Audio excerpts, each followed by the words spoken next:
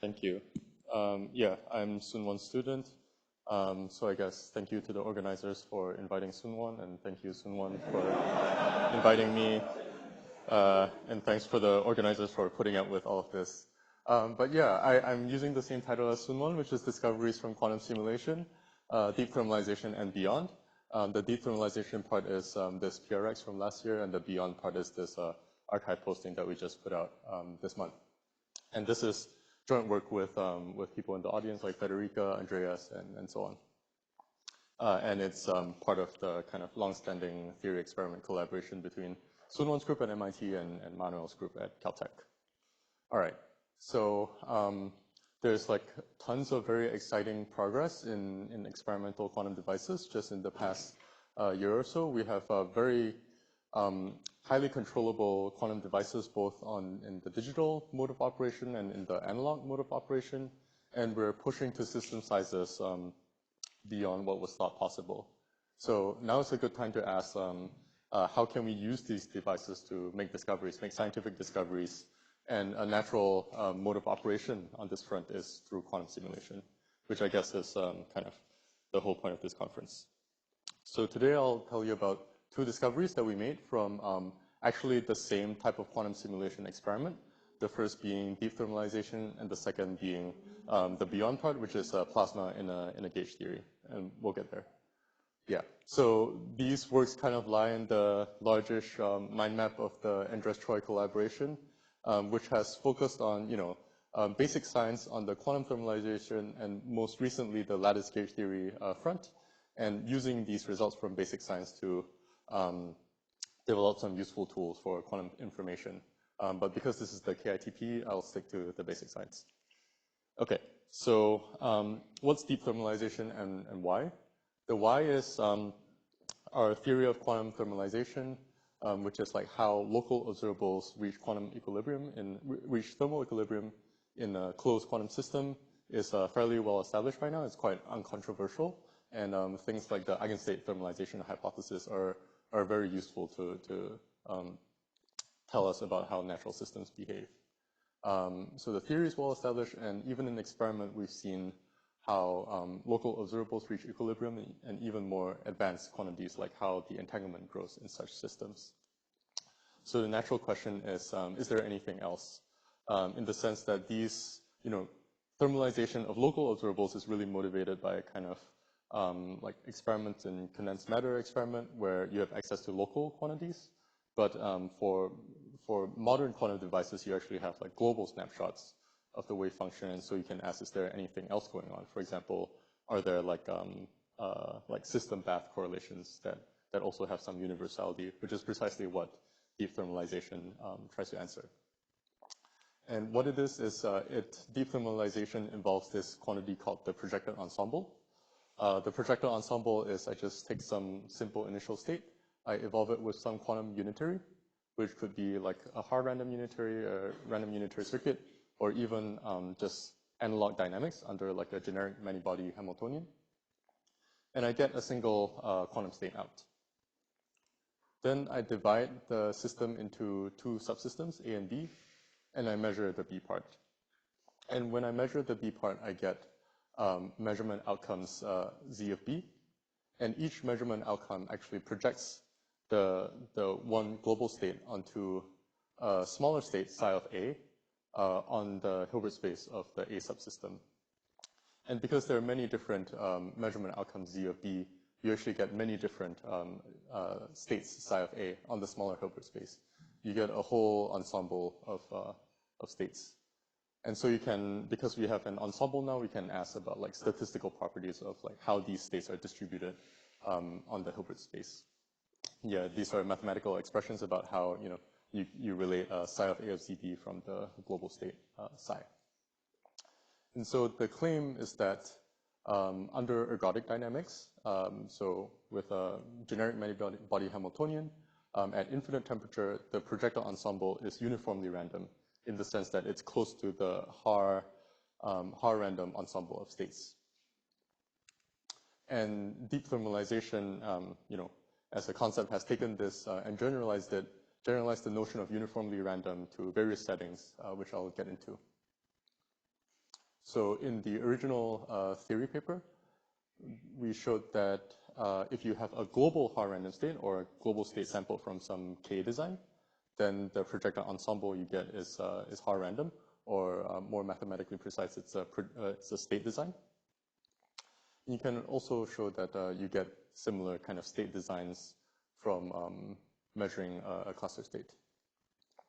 And through numerics, we showed that you get the same type of behavior from infinite temperature dynamics. And since then, a lot of other people, many of whom are in the audience, have developed deep thermalization in many different settings. For example, dual unitary circuits, mesh gates, continuous variable systems, free fermions, and beyond. And yeah, I think we're like by far not the leading experts in this field by now. And you know, this is like we're continuously discovering more settings for deep thermalization and new phenomenology. For example, most recently, like last week, Matteo and Wenwei have discovered like a phase transition in deep thermalization. The setting that we chose to investigate was the effect of temperature. So finite temperature in Hamiltonian dynamics. And so if you have an initial state which is at infinite temperature, then when you time evolve it, you get a Haar random ensemble. That's what we showed. But now if I replace the initial state with a state at finite temperature, just tuning its energy density, then these are actually actual plots of the projectile ensemble that you get from numerics.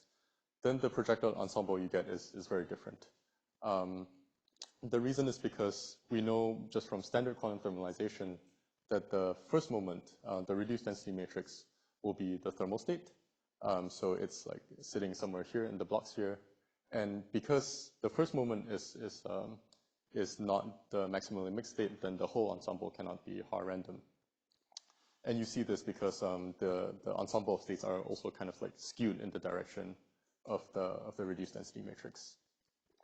So in cartoon, I have this density of states of energy. And if I choose my energy density right in the peak, then I'm at infinite temperature and my projectile ensemble is a K design, it's Haar random. But if I'm off the peak, then my first moment is some thermal state and we didn't know what the higher moments would look like. And so the natural question is, what's the finite temperature analog of the Haar random distribution? And our answer is the so-called Scrooge ensemble. So the easiest way to describe the Scrooge ensemble is by taking Haar random states and then distorting them by multiplying them by square root of rho A. And this is precisely, so if you take these Haar random states that are like equally distributed on the block sphere and then multiply them by rho of A, you will kind of like distort them in the direction that you want. This ensemble has nice properties. For example, its kth moment is just very simply related to the kth moment of the Haar ensemble multiplied by like k copies of the reduced density matrix. But why is it called the Scrooge ensemble? We didn't come up with this name. In fact, it's been studied even to as early as 1994. So it was studied in the context of how much information that can you get from this ensemble of states, in the sense that if I give you one state from this ensemble, and I ask you to guess its label Z of B, it turns out that the Scrooge ensemble is the most difficult ensemble of states to guess, its labels, subject to the constraint that its average must be equal to rho of A. So this is this quantity called the accessible information, and it was studied by Joseph, Rob, and Wooteris in the early 90s, and they called it the Scrooge ensemble because it's like, in some sense, maximally stingy in the amount of information that it gives out. But you can also think about it as, so these are different ensembles which all have the same first moment, the same average state, but they are distributed in different ways on the block sphere. And the Scrooge ensemble is the one that's in some sense maximally distributed on the block sphere, which we quantify with some notion of entropy, which we call the ensemble entropy. So the Scrooge ensemble both maximizes the ensemble entropy and also minimizes the amount of information that you can get. we were able to prove that the Scrooge ensemble is the thing that you get from like chaotic dynamics by proving like a more general result where the so-called general Scrooge ensemble, where in general your measurements on B could be correlated with the state that you get on A. For example, if you measured in the energy eigenbasis of B, then that would be strongly correlated. It would tell you like quite a bit of information of the kind of projected state that you get on A. And we proved this by kind of using another theoretical notion called Hilbert space ergodicity and adapting it to the projector ensemble case. And yeah, a lot of these results can be, the maximum entropy kind of serves as an organizing principle for a lot of these results, in the sense that, you know, deep thermalization means that it's like uniformly random in the sense that it maximizes entropy subject to whatever constraints that you may have, for example, like charge conservation or some kind of effective energy constraint. Yeah, the title of this talk is Discoveries from Quantum Simulation, and so far I haven't talked about quantum simulation. So actually, how this whole notion of projector ensembles came to be was because Manuel's group was trying to do a very practical task of benchmarking how good their Rydberg analog simulator is. And the way they were benchmarking was essentially using some modified version of cross-entropy benchmarking, which was, you know, like 2 years old at the time, so quite hot. And surprisingly, it works. So these data points are the estimate of the many-body fidelity, and these lines are kind of like the numerical simulation of their noise model.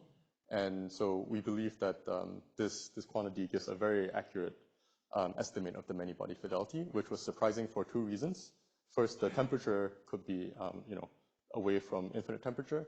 And second, it even works at very short times, which served as a surprise. And the fact that it works at short times actually like gave birth to the whole notion of projector ensembles, because if you work through all of the math, when you're measuring in the Z basis, it essentially ends up, what you end up doing if you have a error in a shallow circuit is that the error only spreads to like some subset of your qubits. And so you're effectively kind of benchmarking the projector ensemble on the subset of qubits. And now if you have some results about like your projector ensemble is maximally random or like Haar-like, then that justifies why these kind of formulas work at short times. Yeah, and kind of want to get to the beyond part.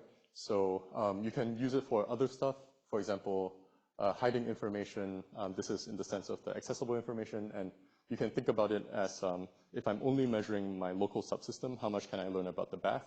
And intuitively, you know, nature should not tell you a lot about the bath.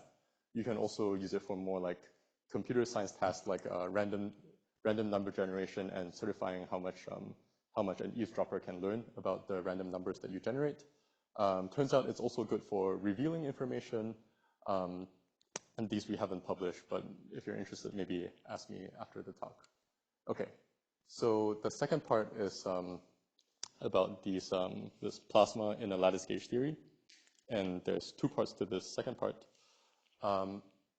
But the experiment is a very simple thing. It's basically the simplest possible quantum simulation that you can do on a Rydberg atom array, which is just turning on the Rydberg laser that addresses all of the atoms. And so these atoms undergo Rabi oscillations, but the Rabi oscillations are constrained by the kind of long-range Rydberg blockade. So this Hamiltonian is well approximated by the so-called PXP Hamiltonian that some of you may have studied in the past like 5 or so years. But the experiment is done with the all zero state, and you time evolve it for some time, and then you just measure the quantum state. And every time you measure it, you get a different bit string, which just like projects the quantum state onto some computational basis state. We did this experiment initially for benchmarking purposes. So we thought that this initial state would rapidly thermalize, and this was kind of consistent with what was reported in the literature. And we wanted it to rapidly thermalize because we wanted it to be like as chaotic as possible, which would serve the purposes of benchmarking the state for like a 60 atom array. And that's precisely what we did. But when we were getting this paper kind of like over the hump, we got kind of like a philosophical comment from the referee that, you know, if you built such a good quantum device, maybe you should like do something other than benchmarking how good it is and use it to learn some actual science. And this is our actual like Google Doc for the referee response. So there's kind of an obvious question of, you know, we actually did some quantum dynamics experiment, and maybe from the same data set we can learn something new. And this was more than 2 years ago. So yeah, we did learn something new, but it kind of like took a while to get to the finish line. So this is the data set. We have bit strings. And if you want to learn some physics, there are multiple ways you can do it. For example, you can kind of only look at the bits on one atom. And this gives you like the poly Z at the different sites. And indeed, this is kind of boring. It looks like the system rapidly thermalizes because my system is approximately translationally invariant. And when I evolve it over time, the Z expectation values don't do anything. But really, this bit string information is highly rich. So for example, you can look at 2-point correlations by comparing the kind of covariance between the 0 and 1 bits at like atom 1 and atom 15. And looking at the covariance gives you the 2-point correlation functions. And indeed, this is the thing that's very interesting and highly surprising to us. So what we saw in these 2-point correlations, and for technical reasons, we stagger them by a -1 alternating over distance, is that at short times, these correlations form like a wave, and a wave even up to like distance 20. What's more surprising is that if you go to slightly longer time, this wave just coherently propagates over space, and now it's kind of between like distance 10 and distance 25. And when you evolve for a very long time, this wave goes away, but there's still some correlations which are in excess to the infinite temperature expectation value. So the gray points are the expectation that we have if the system thermalized to its infinite temperature thermal equilibrium. So there are some kind of correlations at distance 5 or so which were different from thermal equilibrium. And if you plot this in a color plot where the x-axis is distance and y-axis is time, this thing are the waves that are moving kind of coherently over space. And this thing they're the long-lived correlations which are different from thermal equilibrium. And we attribute the first one to a plasma, kind of like ballistic plasma mode, and the second one to some long memory of charge clustering. But why the heck is there a plasma in a Rydberg atom array? So I have to kind of explain how the Rydberg atom array it has an exact mapping onto a lattice gauge theory of quantum electrodynamics in 1 dimension. This was actually something that was pointed out by Federica almost more than 5 years ago. So the mapping goes as follows. So the sigma z on each atom is mapped onto the electric field degree of freedom on the lattice gauge theory. And these electric fields live on links. And in between 2 links, there are charge degrees of freedom. And these charge degrees of freedom are constrained in some way called the Kogut-Susskind staggered fermion formulation. But what's important for us is that the field and the matter degrees of freedom have to satisfy Gauss's law. So for example, if there's like a local divergence of field, then there should be a plus charge. And turns out that with this stipulation, the allowed field configurations precisely map onto the allowed spin configurations under the Rydberg blockade. So, the Hilbert spaces have a 1-to-1 map between the Rydberg atom array and a theory of quantum electrodynamics, where the electric field is truncated to a spin half variable, so it points either to the left or to the right. And this is the so-called quantum link model. So I can look at our initial state, which is the all zeros, and translate it into kind of like gauge theoretic language. And what we have is staggered electric field with fully filled with charges. And if we time evolve and look at the experimental snapshots, you can take these experimental snapshots and translate it into gauge theory language. For example, here we have like some long domain of vacuum with electric field string. Okay, and not only does the Hilbert space match, but the Hamiltonian also has an exact mapping between the PXP Hamiltonian and the most natural Hamiltonian of quantum electrodynamics, the so-called lattice Schwinger model, which is allowing fermions to hop with kind of like gauge links in between them, and also some kind of chemical potential on the electric field. And what's special in this case is that the correspondence is true when the chemical potential is sent to infinity, and that constrains your electric field degrees of freedom to be as small as possible. So they're a spin half degree of freedom. Okay. So this was really useful as like physics language to let us understand what's going on, because now we understand these ballistic correlations as spreading wave packets of plasma oscillations. These plasma oscillations are induced by the so-called Schwinger effect, where if I apply an electric field, it kind of pulls particle-antiparticle pairs out of the vacuum, and this turns out to induce like a charge current because they move in the opposite direction, and they turn out to have like back reaction on the electric field. So actually this leads to a reversal of the electric field, and you see kind of like sustained plasma oscillations. And what's special in this model is that this mapping is, there's no mass term. So this pair production process is kind of for free. It's energetically resonant. Yeah, so these results kind of strongly suggest that there's some kind of like quasi-particle structure. And the surprising thing is that these quasi-particles exist at infinite temperature. And indeed, you can plot some quantity called the dynamical structure factor, and you exactly see, you see a very nice band structure of these plasma oscillations. So it's a band structure that exists on top of the infinite temperature equilibrium state. It's like kind of a collective plasma mode. And for the theorists in the audience, which is most of you, I guess, this DSF is kind of the Fourier transform of the operator autocorrelation function, looking at two Z operators, and they're displaced in some position in space and time. So this band structure reproduces a lot of what we see in the experiment. For example, the speed at which the correlations spread are related to the slope of the band structure, and the correlations decay over time, and this decay is set by the line width, the like kind of finite line width of the band structure. And there's a very simple mean field theory that reproduces this band structure, and the way we come up with the mean field theory is by looking at the operator equations of motion, just commuting it with the Hamiltonian. And what's special in this model is that with like kind of judicious approximation, you can just throw away some big terms, and the mean fieldness is saying that this PZP should like kind of look like the Z operator, and we can make this precise in a bit.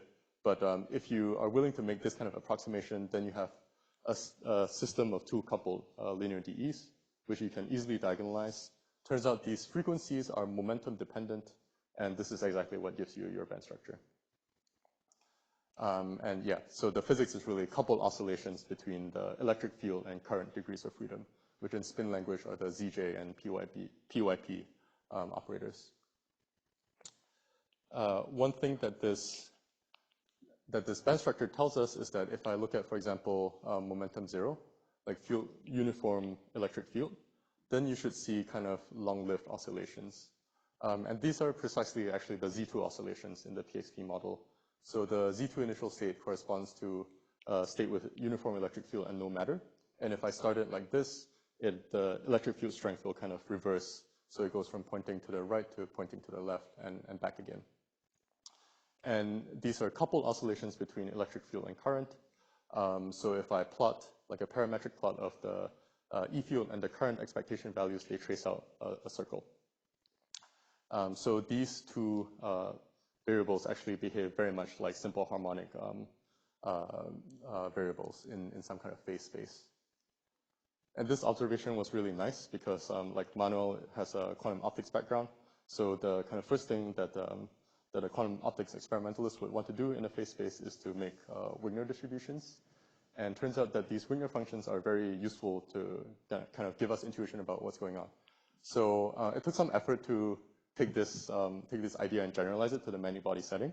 But once we did, then you see that, for example, the Z2 state has a Wigner distribution, which is like a probability cloud. centered around its initial expectation value.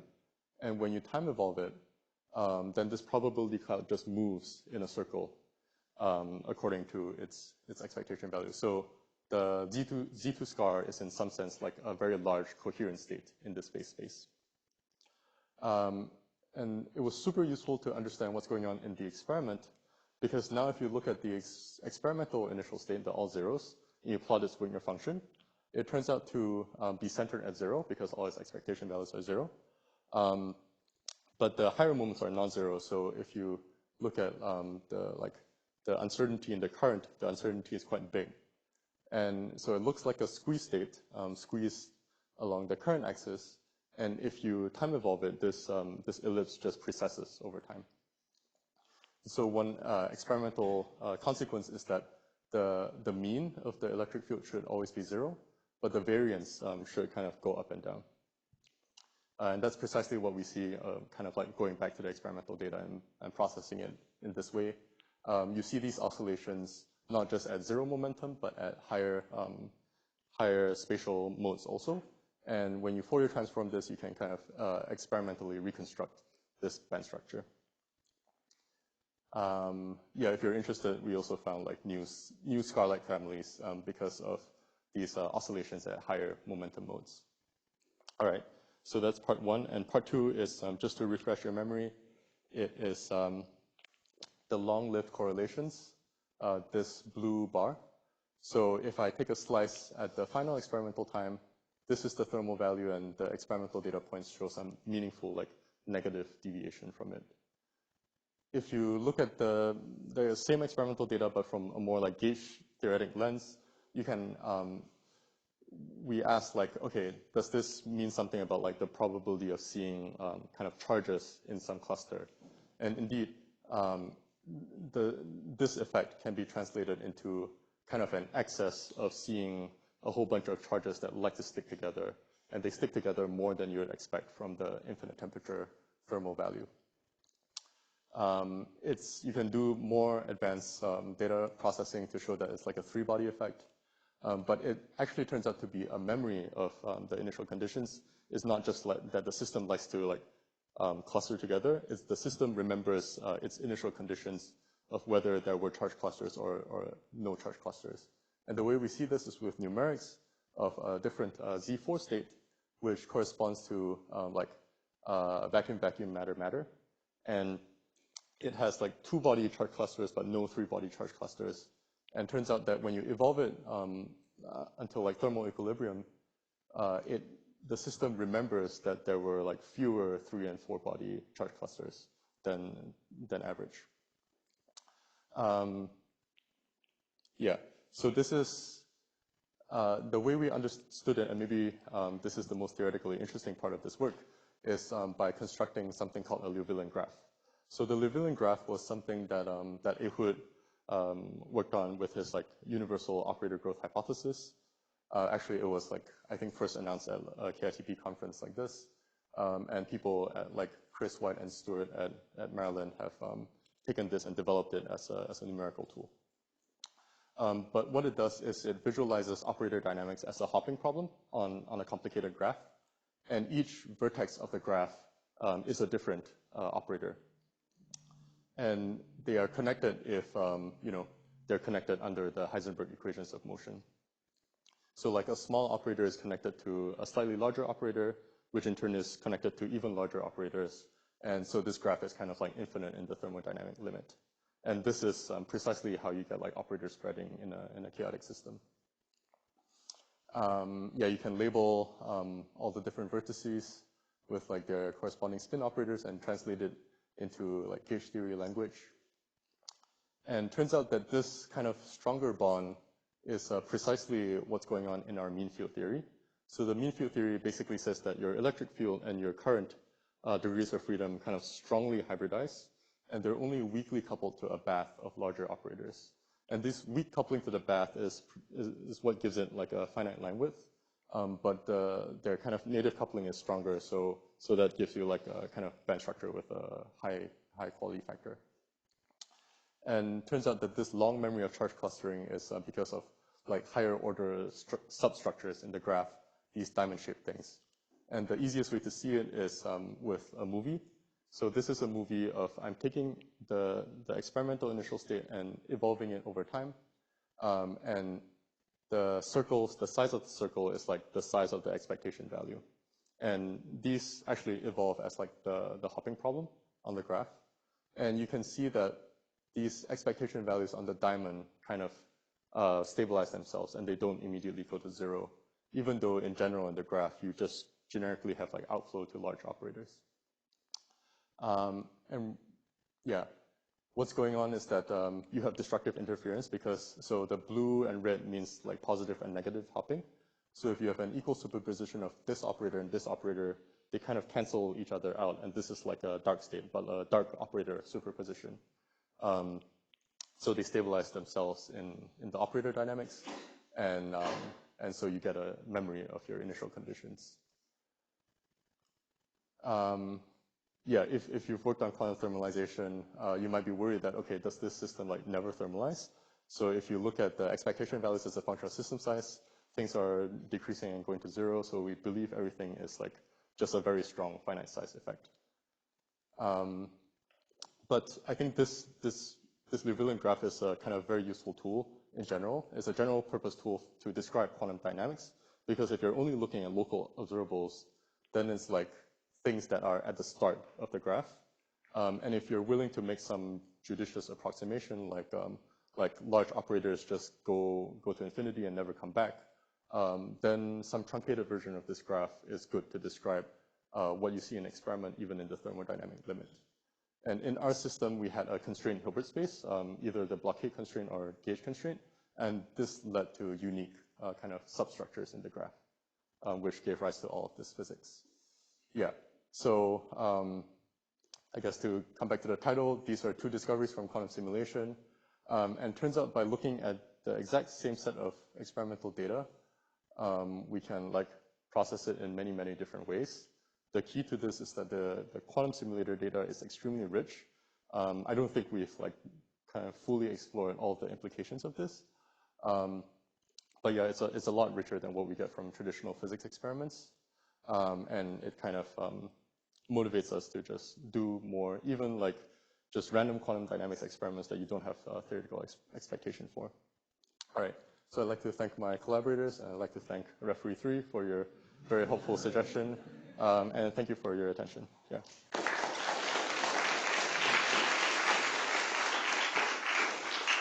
All right, thank you, Daniel. Una, please, can you go to the mic? Yes.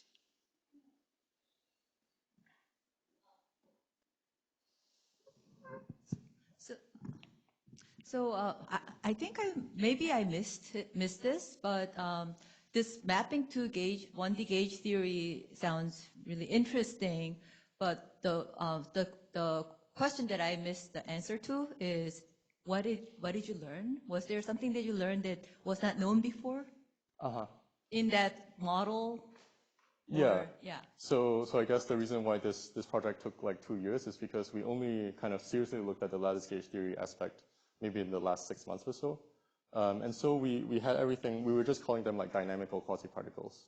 And the gauge theory was very useful to like put a name on it, like plasma oscillations. Right. But even better, it kind of like stimulated a lot of physics intuition to for example, look at like the Wigner function, you know, because once you can put a name on what's going on, it kind of like stimulates a lot of like using tools from other. So it served you. It's not like you served gauge theory. Yeah, well, this is a gauge theory that is kind of like the prototypical gauge theory that a lot of high energy physicists study, because it's exactly solvable in some limit and has a lot of interesting, like even deconfinement phase transitions.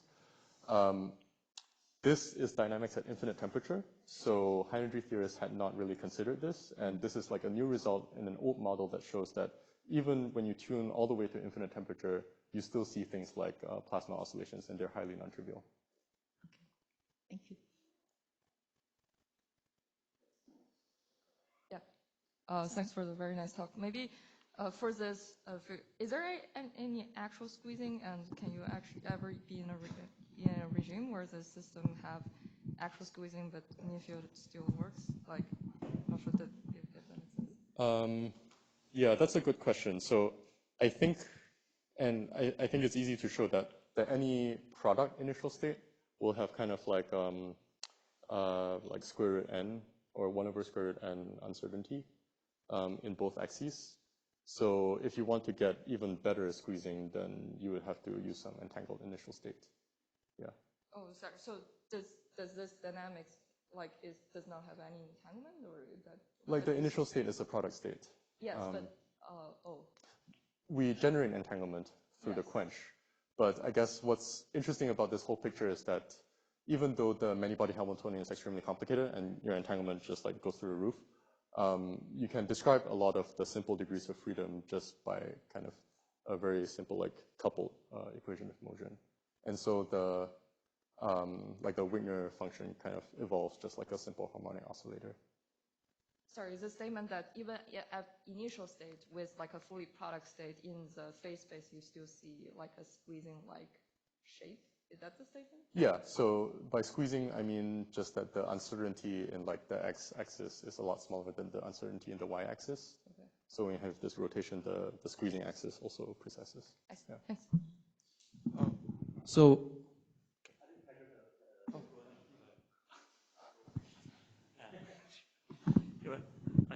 I have a comment and a few quick questions.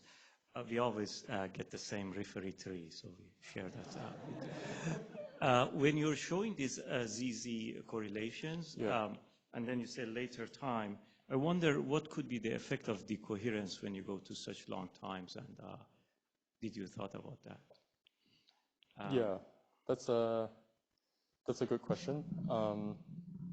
Well, we post-select the dominant source of error, which is decay of the Rydberg state. We post-select onto only bit strings that satisfy the blockade. And through our benchmarking experiment, we knew that the many-body fidelity was extremely high. And the initial state was up, down, or? All zeros.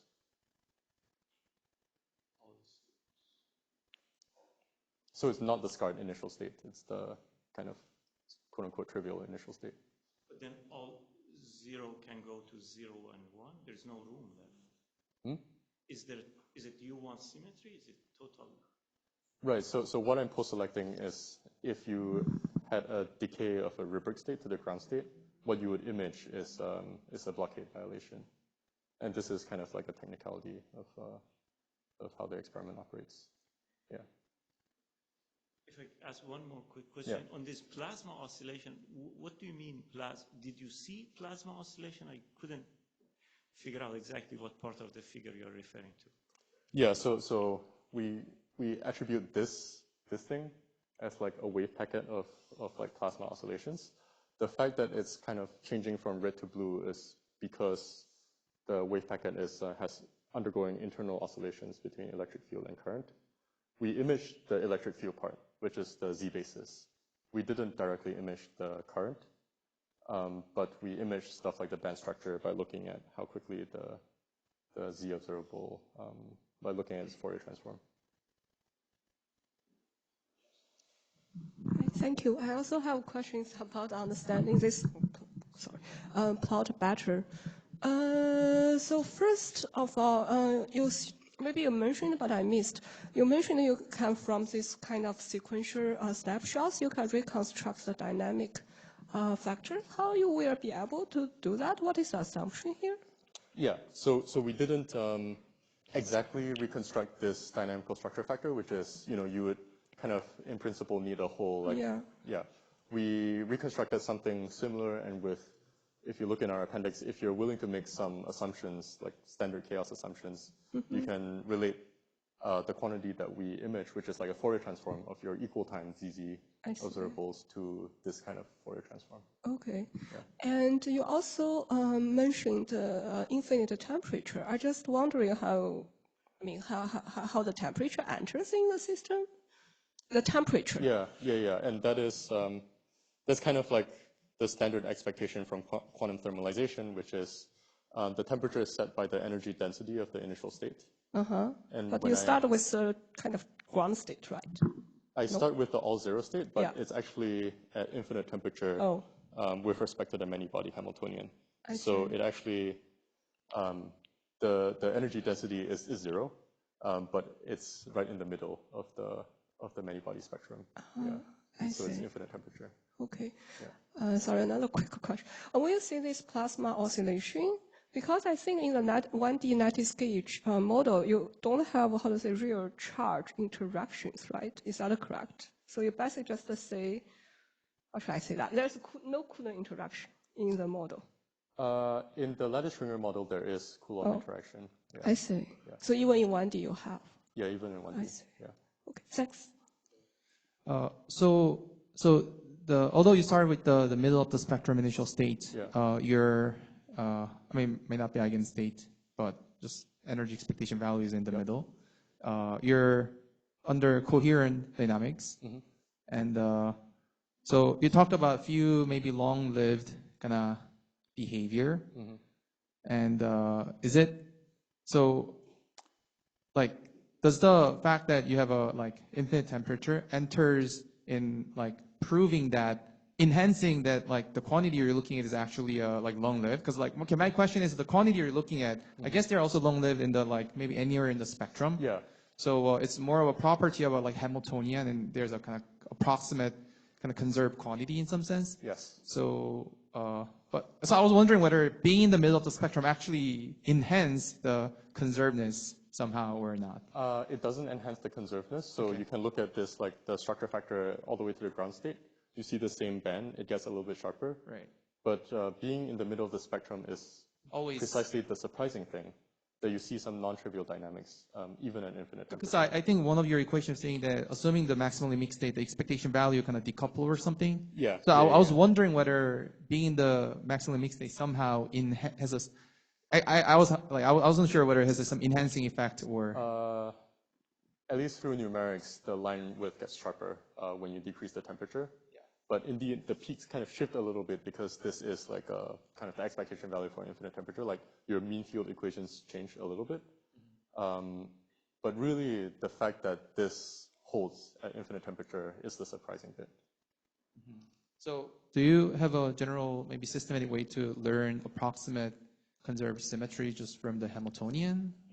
Oh, and I guess that's the Liouvillean graph thing? Yeah, what I'm thinking is, but I don't have like a good model, like target model to do this on, but yet.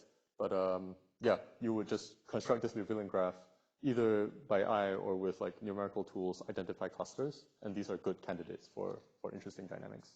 Sorry, and one final question. When we talk about long-livedness, usually we talk about hydrodynamics because exactly when k goes to 0, as it's getting more and more long wavelengths, the dissipation or self-energy or kind of decaying rate can be made arbitrarily small. Yes. But this kind of bounds that you find in the Liouvillean graph, I guess they all have a kind of finite decay time in the end. Yeah. So hydrodynamics is like the asymptotic behavior at long times. Yeah.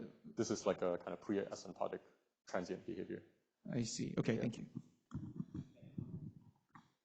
A very quick question, hopefully. It's just sort of on the Wigner function, is this essentially spin coherent states?